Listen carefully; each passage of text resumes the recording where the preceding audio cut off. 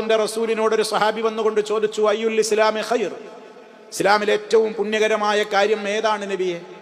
അള്ളാഹിന്റെ റസൂൽ അപ്പോൾ പറഞ്ഞു കൊടുത്തു, രണ്ട് കാര്യങ്ങൾ പറഞ്ഞു കൊടുത്തതിൽ തുടക്കം തന്നെ പറഞ്ഞു കൊടുത്തു, തുത്ഇമു ത്വആം, ഈ ഭക്ഷണം കൊടുക്കലാണ് ഖൈറായ പ്രവൃത്തി. വതഖറഉ സലാമ അലാ മൻ അറഫ്ത വമൻ ലം തഅരിഫ്, നിനക്ക് പരിചയമുള്ളവരോടും ഇല്ലാത്തവരോടൊക്കെ നീ സലാം പറയലും ഖൈറായ കാര്യമാണ്.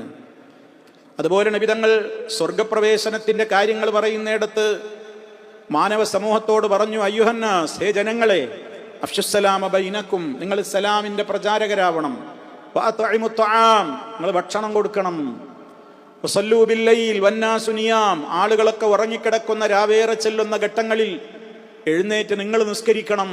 തുദ്ഖിലുൽ ജന്നത ബിസലാം, സുരക്ഷിതമായി നിങ്ങൾക്ക് സ്വർഗത്തിൽ കയറാം. 3 കാര്യങ്ങൾ അവിടെ പറഞ്ഞത്. ഒന്നെന്താ പറഞ്ഞത്? സലാം പ്രചരിപ്പിക്കുക. രണ്ടാമത്തെ കാര്യം പറഞ്ഞത് ഭക്ഷണം കൊടുക്കുക, രാത്രി നിസ്കാരം നിർവഹിക്കുക.